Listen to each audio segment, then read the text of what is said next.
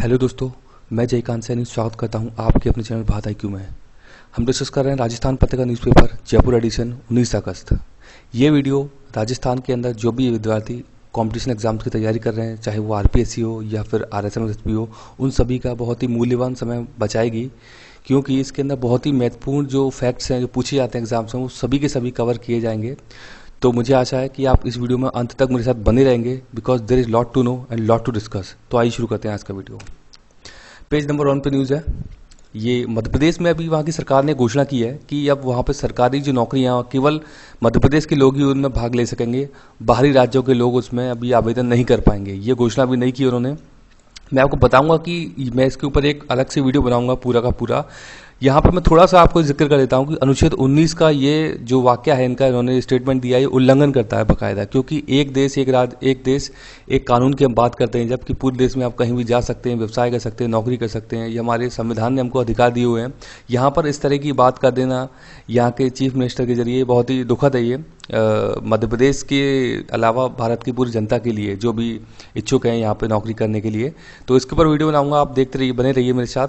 Channel को subscribe जरूर कर लीजिएगा। आगे देखते हैं। पेज नंबर 1 पे एक और न्यूज़ है। ये एक्चुअली कुछ डैम्स की बात की गई राजस्थान में, इंपॉर्टेंट डैम्स में, जैसे गांधी सागर डैम है, ये चंबल नदी पर है, मंदसौर नीमच के अंदर है। सॉरी, राजस्थान में नहीं है लेकिन नीमच के अंदर है, जो कि MP में आता है।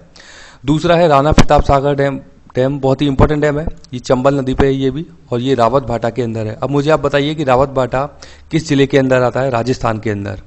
तीसरा है जवाहर सागर डैम, बड़ा डैम है ये भी चंबल नदी पर कोटा के अंदर स्थित है। तो ये कुछ इसकी एक पिक्चर ली है, यहाँ पर न्यूज़ कवर की गई थी, इसलिए मैंने इसको यहाँ पे लिया है। आगे देखते हैं। पेज नंबर 1 पे एक और न्यूज़ है। एयर बबल एक बाइलेटरल एग्रीमेंट है, यानी कि द्विपक्षीय समझौता दो देशों के बीच होता है। तो भारत सरकार का जो नागरिक एवं उड्डयन मंत्रालय है वो 13 देशों के साथ बात कर रहा है, क्योंकि कोरोना के समय में सारी की सारी इंटरनेशनल फ्लाइट्स भारत सरकार ने बंद कर दी देशों के साथ में। तो अब भारत सरकार एयर बबल प्रोग्राम के तहत 13 देशों से बात करने जा रही है कि बाइलेटरल एग्रीमेंट के तहत वो फ्लाइट्स एक दूसरे के आपस में देश चलाएंगे अभी। तो ये बात यहाँ पे की गई है, ये न्यूज़ इसमें दी गई थी। तो आप याद रखिएगा एयर बबल किससे संबंधित है, राइट। आगे देखते हैं। पेज नंबर 2 पे न्यूज़ है एक अल्बर्ट हॉल की। अल्बर्ट हॉल बहुत ही फेमस म्यूजियम है जयपुर के अंदर। इसे डिजाइन किया था सैमुअल स्विंटन जैकब ने 1887 में। ये इसका एक पिक्चर है, यहाँ पे न्यूज़ कवर किया था। तो आपको जाना जरूरी, राजस्थान का एक GK का फैक्ट बनता है इंपॉर्टेंट। तो पेज नंबर 2 पे न्यूज़ है बाणगंगा रिवर के बारे में। इंपॉर्टेंट रिवर है राजस्थान की, इसके बारे में बात करते हैं। बाणगंगा रिवर जो है बैराट की पहाड़ी से निकलती है, जयपुर से, राइट।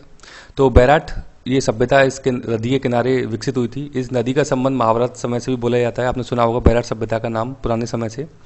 इसे अर्जुन की गंगा या ताला नदी भी जाना जाता है इस नाम से, बाणगंगा नदी को। ये डायरेक्टली फतेहाबाद में यमुना नदी में जाके मिल जाती है, मतलब कि जो यमुना नदी है उत्तर प्रदेश जो UP में बहती है, उसमें जाकर के मिल जाती है। ये फतेहाबाद UP के अंदर है। राजस्थान की दूसरी नदी है जो कि अपना जल सीधा यमुना में डालती है। ये भी इंपॉर्टेंट फैक्ट है, तो जाना जरूरी है। यहाँ पे न्यूज़ कवर की थी। आगे देखते हैं। पेज नंबर 3 पे न्यूज़ है राज्य अभिलेखागार की बात कर रहा है। ये राज्य अभिलेखागार कई बार क्वेश्चन में पूछा जाता है। तो ये बीकानेर में अवस्थित है राज्य अभिलेखागार। यहाँ पे अभी कुछ इन्होंने स्टार्ट किया है गवर्नमेंट ने कि आप पुराने जो भी चीज़ें हैं उनको आप देख सकते हैं म्यूजियम के अंदर आके, देसी विदेशी पर्यटकों के लिए। तो अभी इसका उद्घाटन किया है, तो इसलिए न्यूज़ में कवर किया गया है। आगे देखते हैं। पेज नंबर 3 पे एक और न्यूज़ है। जोधपुर IIT ने एक इक्विपमेंट डेवलप किया है जो कि bus stand, railway station, airport पे लगाया जाएगा। यहाँ पे क्या होगा कि UV रेज जो होते हैं, मतलब कि अपनी अल्ट्रावायलेट रेज, उससे क्या होगा कि जो भी सामान होता है, लगेज जो होता है अपने पैसेंजर्स के साथ में, उसको उसको वायरस फ्री किया जाएगा, जो कोरोना वायरस अभी चल रहा है। इसके लिए उन्होंने बनाया है ये। तो इसका नाम उन्होंने रखा है कन्वेयर बेल्ट सैनिटाइजर सिस्टम। तो इसके थ्रू जो भी वायरस होगा उसको डिसइंफेक्ट किया जाएगा इस UV सैनिटाइजर के जरिए। तो ये न्यूज़ है, जोधपुर IIT ने इसे डेवलप किया है, इंपॉर्टेंट है। आगे देखते हैं। पेज नंबर 5 पे न्यूज़ है। ये बिसलपुर बांध की बात की जा रही है। तो बिसलपुर बांध टोंक जिले में अवस्थित है, मतलब टोंक में है ये।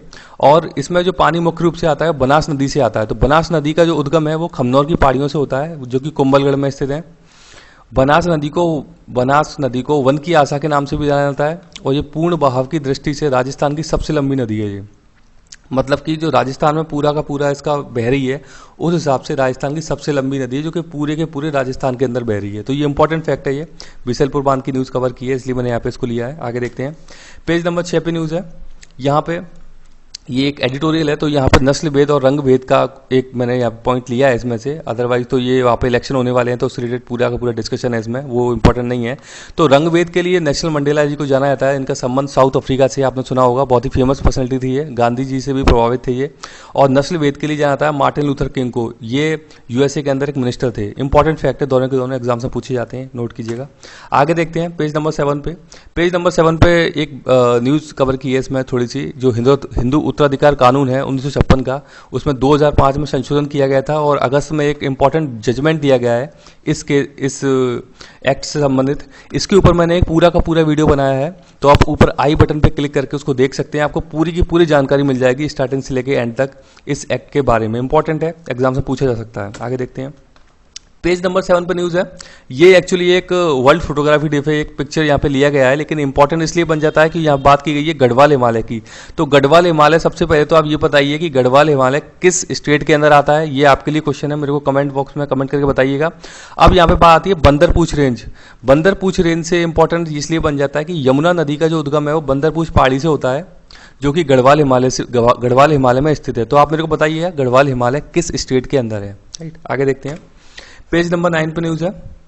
ये बंधन बैंक एक नया बैंक है भारत के अंदर, तो यहाँ पे मैंने इसको इसलिए लिया है कि इसका मुख्यालय जो है वो कलकत्ता के अंदर है। ये आपको जाना जरूरी है, बंधन बैंक क्वेश्चन पूछा जा सकता है। और एक ये इंपॉर्टेंट पर्सनैलिटी है टाइगर वुड्स। गोल्फ एक स्पोर्ट होता है, उससे संबंधित है टाइगर वुड्स, तो इंपॉर्टेंट है जानना आपके लिए, इसलिए मैंने इसे कवर किया है। आगे देखते हैं, पेज नंबर 9 पे न्यूज़ है। यहाँ पे डीबीटी की बात हो रही है। डीबीटी क्या होता है? Direct benefit transfer. अभी तक क्या हो रहा है कि गवर्नमेंट कुछ एरियाज के अंदर एग्रीकल्चरिस्ट जो हैं, किसान जो है, उनको मुफ्त बिजली दे रही है। तो उससे होता क्या है कि जो बड़े किसान हैं उनको तो फायदा हो रहा है, लेकिन छोटे किसानों को नहीं हो रहा है। जैसे कि सरकार हमको अभी गैस के लिए भी डीबीटी स्टार्ट कर दिया, डायरेक्ट अकाउंट में पैसा आता है। उसी प्रकार से बात चल रही है कि किसानों के लिए बिजली मुफ्त करने के बजाय उनको डायरेक्ट बेनिफिट ट्रांसफर दे दिया जाए उनके खातों में। तो ये इसके अंदर बात चल रही है, तो आपको जानना जरूरी है डीबीटी क्या होती है, राइट। आगे देखते हैं, पेज नंबर 10 पे न्यूज़ है। अशोक लवासा, ये चुनाव आयुक्त थे, जो अपना केंद्रीय चुनाव आयोग होता है उसके अंदर। इन्होंने भी इस्तीफा दे दिया वहां से, और अब ये एडीबी यानी कि एशियन डेवलपमेंट बैंक, उसमें ये उपाध्यक्ष बन गए हैं अभी।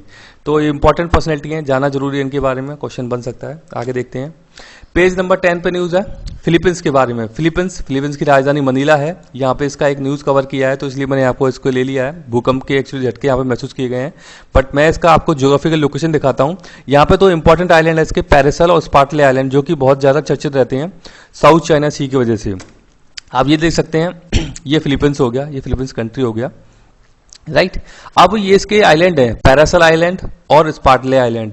तो इनको लेकर के विवाद चलता है, क्योंकि ये साउथ चाइना सी, चाइना ये हो गया चाइना, ये जो पूरा का पूरा एरिया है, चाइना बोलता है कि ये मेरा एरिया है, ये साउथ चाइना सी के नाम से बोलता है। तो इसको लेकर विवाद चलता है कि फिलीपींस बोलता है कि दोनों के दोनों आइलैंड मेरे हैं, लेकिन चाइना बोलता है नहीं, ये साउथ चाइना सी में आते हैं और ये दोनों के दोनों आइलैंड मेरे टेरिटरी के अंदर आते हैं।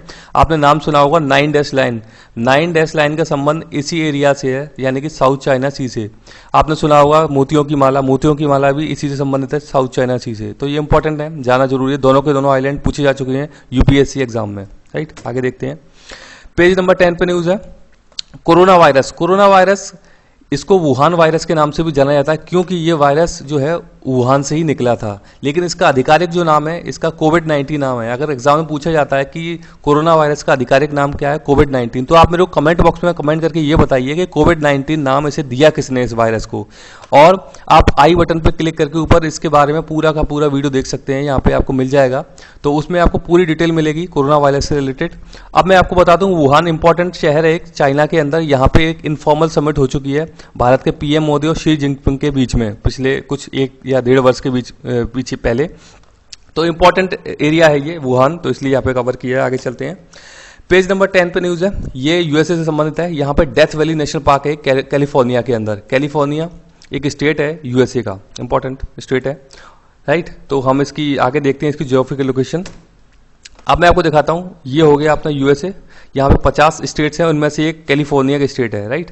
तो कैलिफोर्निया में आपने सुना होगा लॉस एंजल्स बहुत ही फेमस है। जैसे भारत के अंदर मुंबई अपना फेमस है बॉलीवुड के लिए, तो ऐसी हॉलीवुड जो है वो लॉस एंजल्स के अंदर है और वो कैलिफोर्निया के अंदर है। तो यहाँ पे हम डेथ वैली नेशनल पार्क की जो बात कर रहे हैं वो कैलिफोर्निया स्टेट के अंदर है, जो कि यूएसए का भाग है। ये देख सकते हैं आप, नॉर्थ पैसिफिक ओशन हो गया, ये नॉर्थ अटलांटिक ओशन हो गया, यानी कि यूएसए के ईस्ट में अटलांटिक ओशन हो गया, वेस्ट में नॉर्थ पैसिफिक ओशन हो गया, राइट। तो ये इसका एक ज्योग्राफिकल लोकेशन है। तो आई होप कि आपको ये अच्छा लगा होगा वीडियो। तो अगर अच्छा लगा तो प्लीज़ आप मेरे को कमेंट करें, शेयर करें, लाइक करें और ज़्यादा से ज़्यादा लोगों तक इस वीडियो को पहुँचाएं ताकि उनको उसका लाभ मिल सके। इसी के साथ धन्यवाद।